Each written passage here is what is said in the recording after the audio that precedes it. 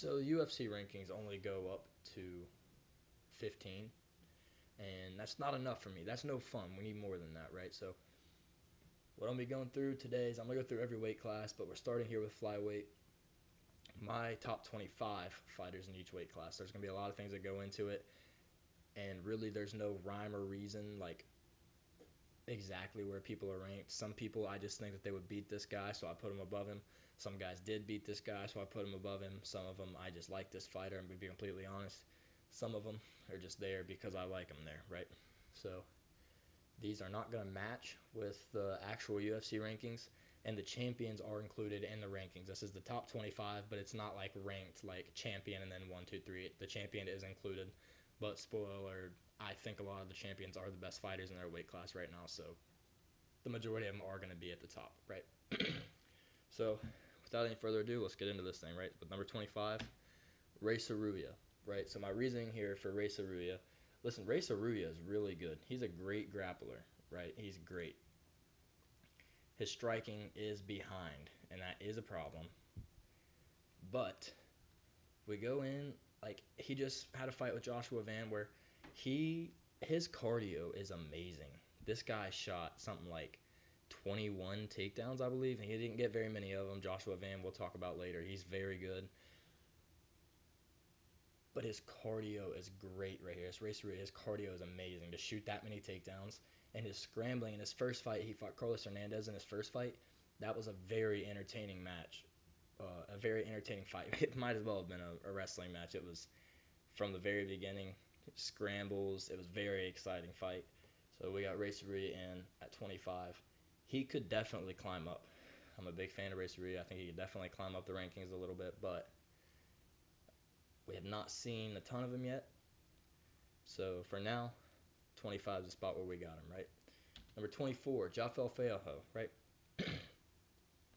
He's not bad. Not bad in the slightest, right? Um, he's 2-1 in the UFC with that loss coming to Mokaev, which is excusable, right? It's very excusable. And what I like about this guy, he beat Amir Albazi, who, again, we'll also talk about later, in a grappling match, which is pretty impressive. Amir Albazi is a very good grappler, right? So he's got 2 wins, both over, lower level guys, but he looked good in both of those, both round one submissions. Ode Osborne and Daniel Barras, who he's beat, and he looked good. This guy, he's young, I believe. Let me see how old he is here.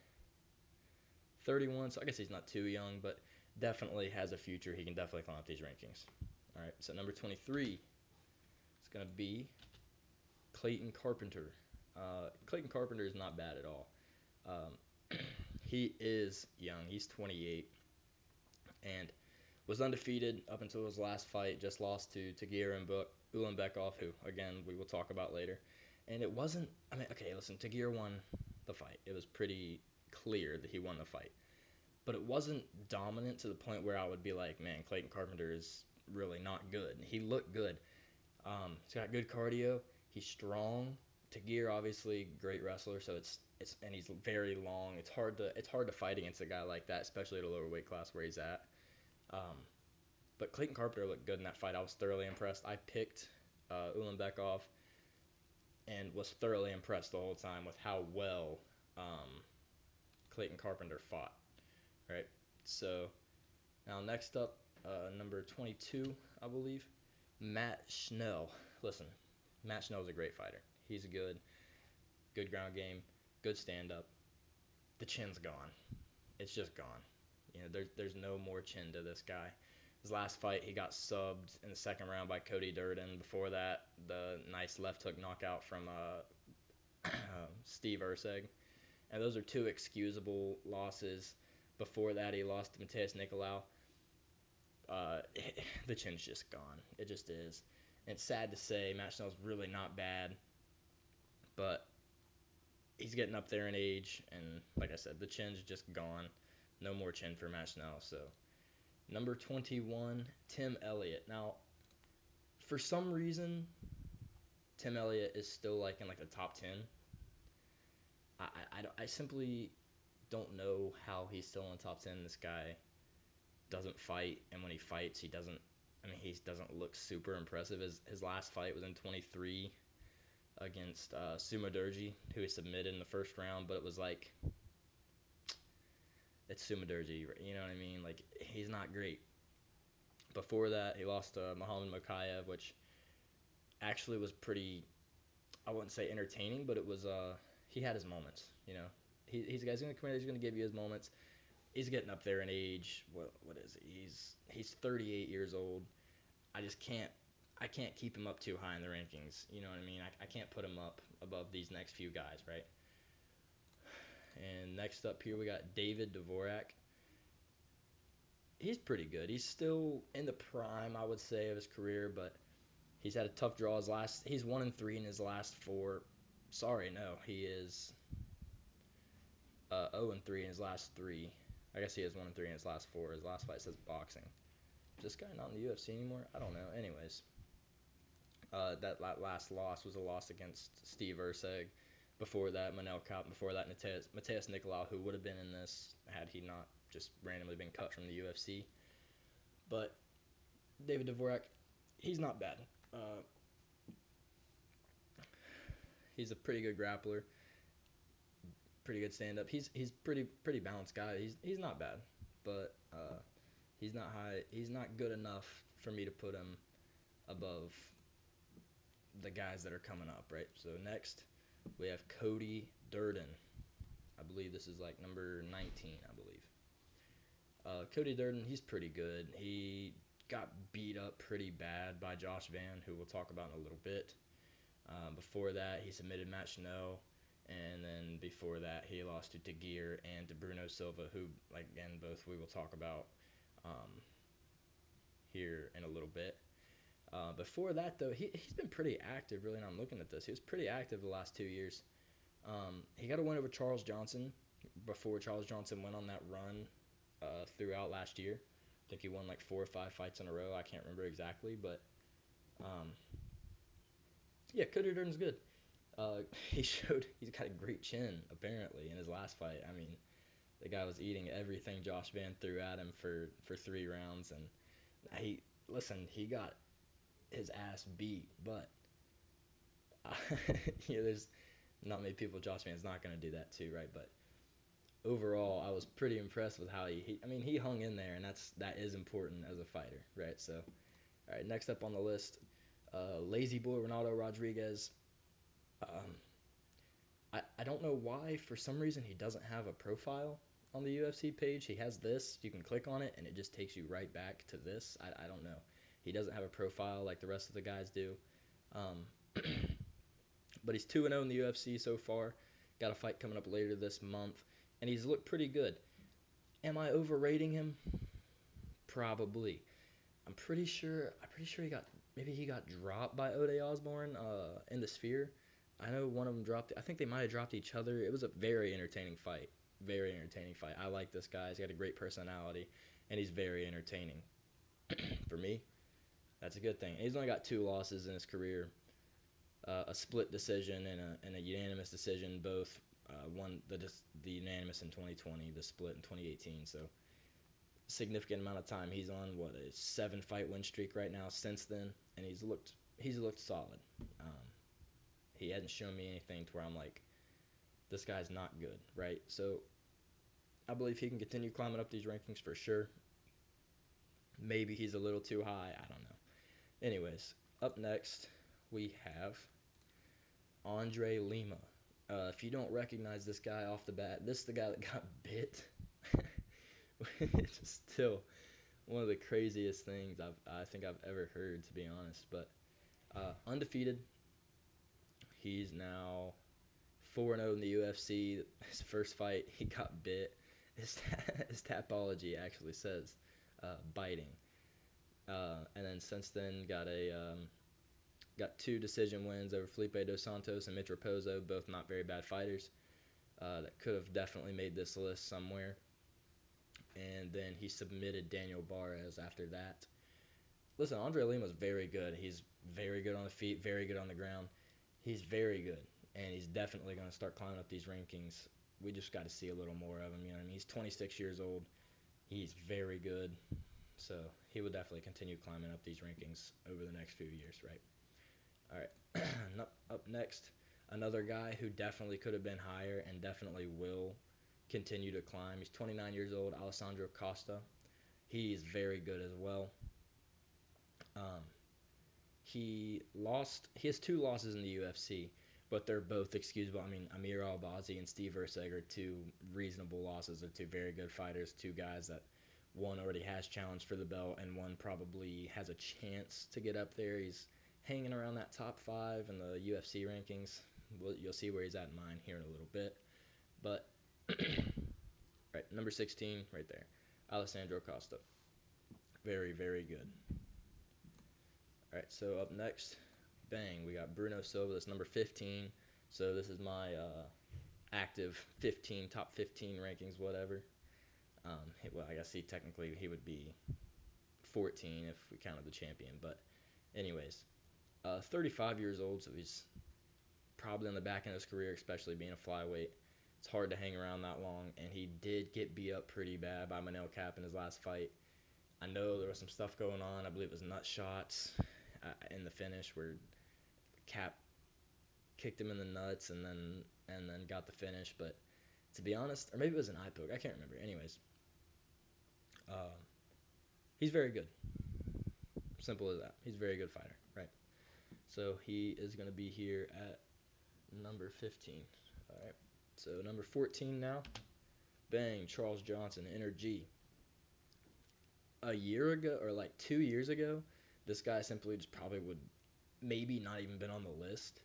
And then he just went on this crazy run last year for no reason. He beat I don't even know how to say that guy's name. Anyways, then he beat Jake Hadley. Then he knocked out Joshua Van, which is a very impressive win. Then he beat Sumadurji, which we talked about earlier. Not a great, it's not like a super great win, but a win nonetheless. And then this year, instead of getting to jump up the rankings, they gave him Ramazan Tamirov, who we'll talk about in just a second. Listen, Charles Johnson's good. He's got great activity, always pushing forward on the feet. The only thing I don't like about this guy is what the hell is going on right here? What is this guy's hair? Like, I feel like every fight his hair just looks so fucked up, and it's a problem. Like, maybe he could have been higher on this list, but then he turns around, you see the back of his head, and you're like, what the fuck is wrong with you, right? Get out of here, bro. Back down, number 14, right? All right. So number 13 now. Bang, the guy that just beat Charles Johnson, Ramazan Tamirov. He's the real deal. Simple as that. 2-0 in the UFC. A knockout over CJ Vergara, which is a win I think everybody in the world has. And then CJ Vergara is like, if you get him early on in your career, you win that fight, you can go on to do good things. You lose that fight, you're getting cut, right? It's CJ Vergara. I don't know how he's still in the UFC. I feel like CJ Vergara, like, I don't even know. I don't know. But anyways, then the win over Charles Johnson earlier this month. Good win, very good win, especially with the run and the amount of momentum that Charles Johnson had before. And right here with Tamirov, like his two losses were back to back, and they were pretty early in his career. Both of them in 2019, and since then, 1, 2, 3, 4, 5, 6, 7, 8, 9, 10.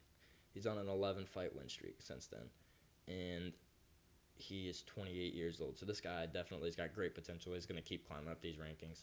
Along with the next guy here, we're going to talk about Joshua Van at number 13, I believe. We're at, no, number 12, Joshua Van. Joshua Van is very good. One of the most active flyweights you'll see.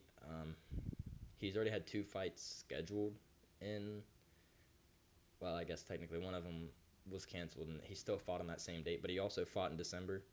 Before that, he fought in September. Before that, he fought in July. Great activity out of this guy. And he's, 6-1 in the UFC with that loss coming to Charles Johnson. And it just didn't look like Joshua Van out there. It was a close fight, competitive in the first 2 rounds, and then he got hit with that uppercut early in the third and got knocked out. It was kind of upsetting for me. It was the first time I got to watch him fight, and I was very excited, to be honest. I was going in thinking, like, man, this is going to be a fun fight.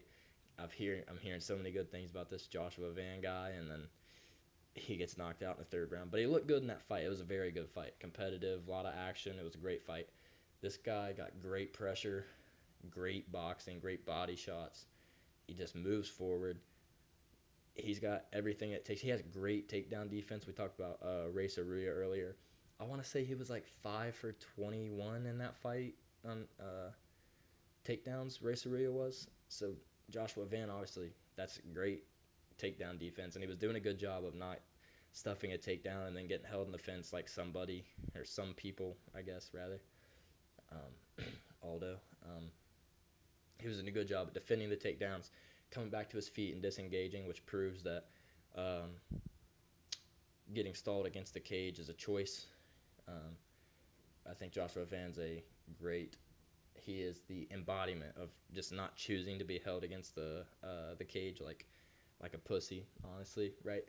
All right. Anyways, enough Joshua Van Glaze. Let's move on here. Number 11, I think, maybe 10. I can't remember, to be honest. It's a lot of names. I think 11. Tagir Ulanbekov. Tagir Ulanbekov. All right. Oh, another thing I forgot to say about Joshua Van. He's very young. I don't have his thing pulled up anymore, but he's very young. I think he's like 23 or something like that.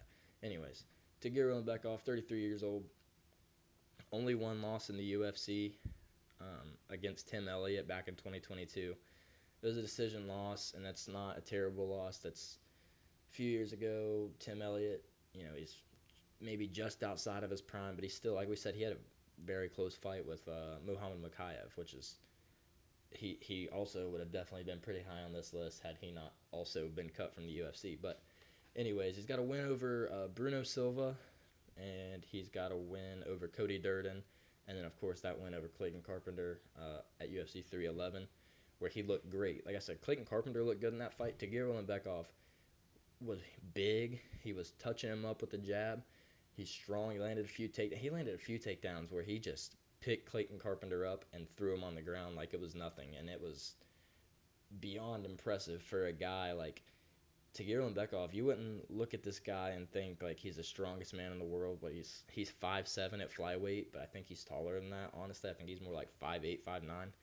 You wouldn't look at that guy and be like, man, that guy's, he's strong. You wouldn't think that, but he is, man. He really is strong. He picked Clayton Carpenter up and threw him on the ground like he was a child. Very impressive performance. He definitely can continue climbing these rankings. He's just getting up there a little bit in age at flyweight. So, we'll see. We'll see how it goes. Anyways, now the top 10, Kai Asakura. Now, listen, I know he got submitted in the second round, but this guy is good. He traded wins with Manel Cat back in Ryzen.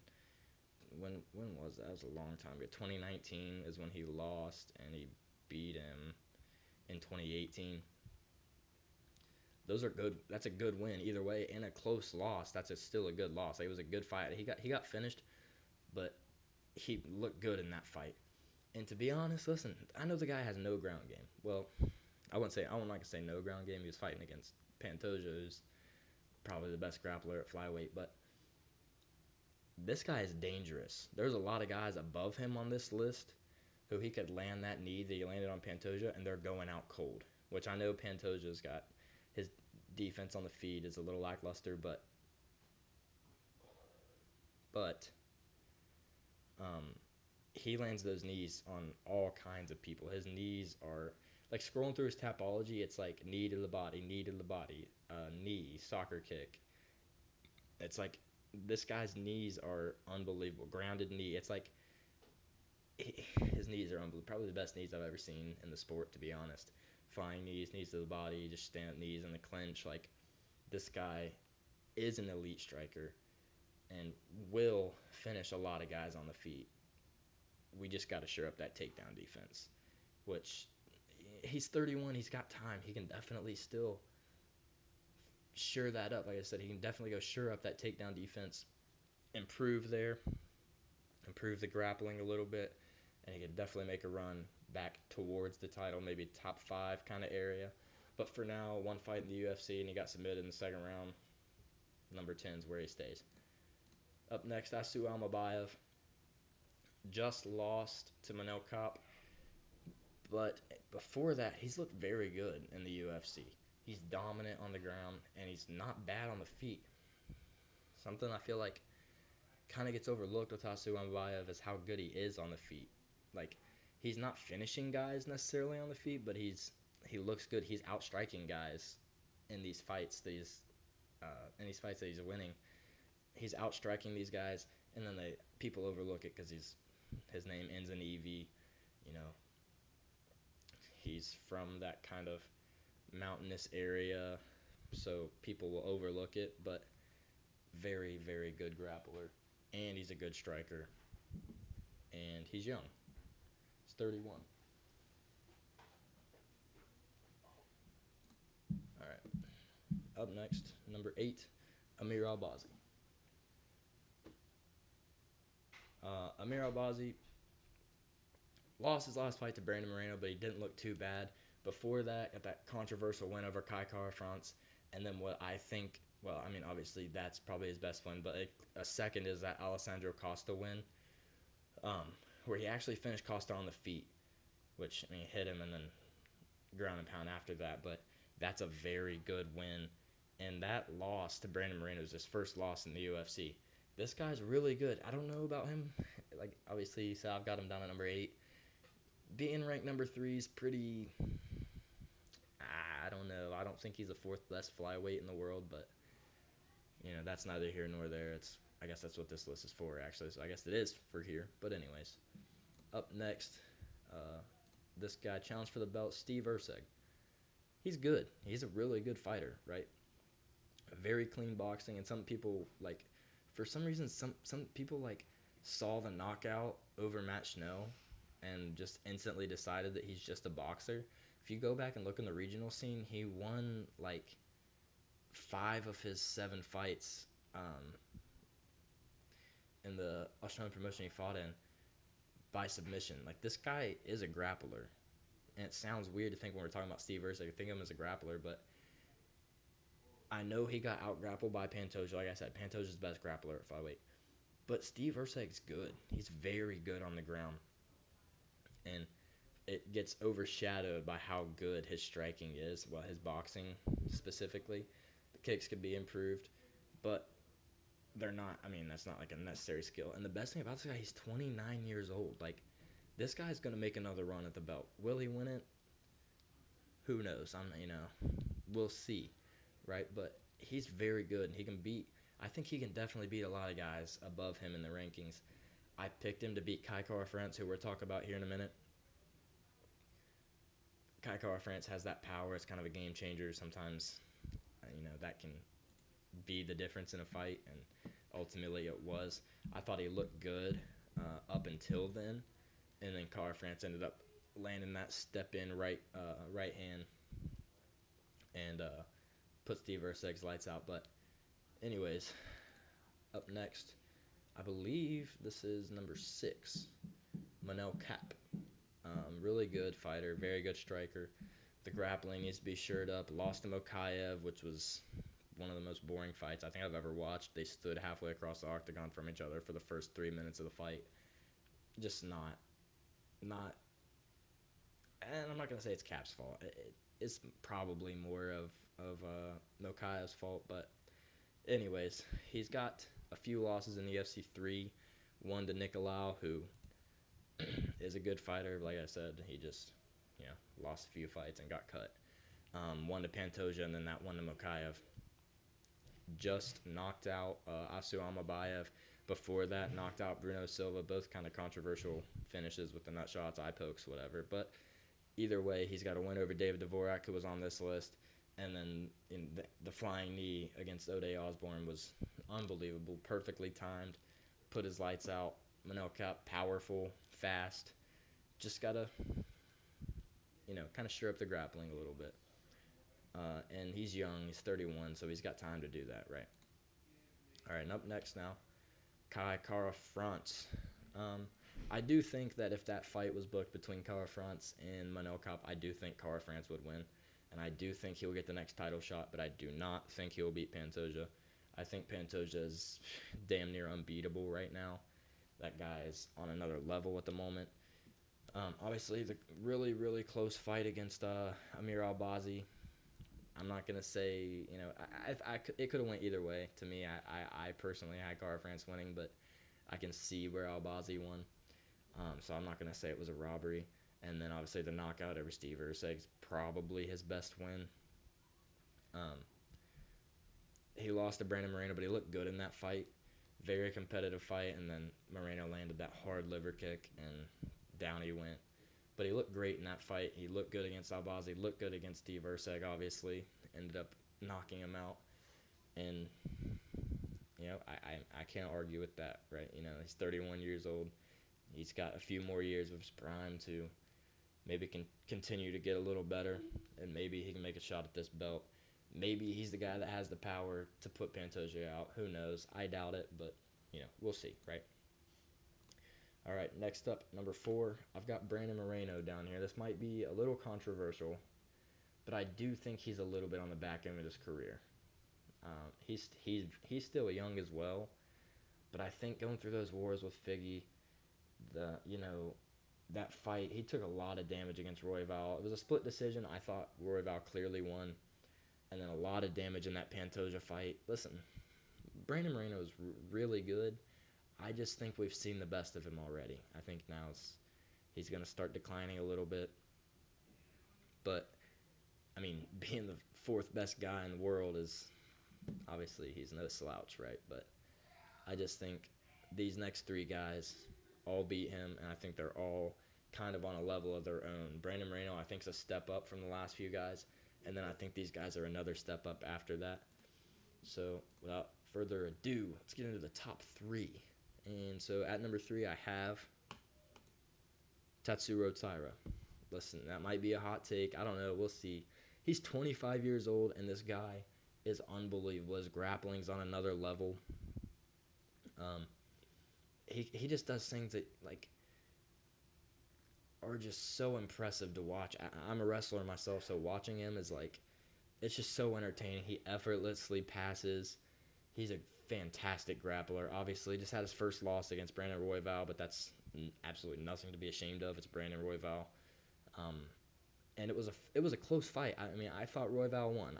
I agreed with the decision, but Tatsuro Taira looked great in that fight.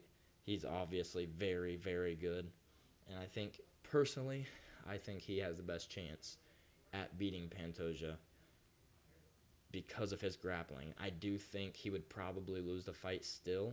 I think he would lose. I think Pantoja's stand-up is a level above Tatsuro Taira's right now, but that's not saying that he's a bad striker by any means at all. Um, I just think that Pantoja's chin, his pressure, his cardio, put him up another level above Taira, where it would be a little bit too much for him to handle, especially being 25. But I do 100% believe this guy will be a champion at some point in his career. All right, so number 2, probably no surprise here, Brandon Royval. He's pretty clearly, to me, the 2nd best flyweight in the world, behind Pantoja. I guess a little bit of a spoiler, but the whole video, I guess, probably been a spoiler of that, right? But looked great against Taira, looked great against Moreno, fought well against Pantoja, was just outmatched. Before that, that flying knee against Nicolau. Before that, he submitted Matt Schnell. Before that, he won a fight. I don't know how to say that guy's name. He submitted Kai Kara France. He submitted Tim Elliott. This guy is very, very good. He's just then that Pantoja is just on another level, and that's sometimes nothing you can do about that. I don't think that Brandon Royval will ever be champion unless Pantoja moves up. I think he might lose a rematch against Taira because Taira just keeps getting so much better. Almost every time we see him, he's younger. And maybe in 3 years or 2 years, Pantoja wants to move up, vacate whatever he does, retire, whatever it may be. I think by that time, Taira will have improved enough to beat Brandon Royval, but obviously not right now. They fought in when they fight? October of last year.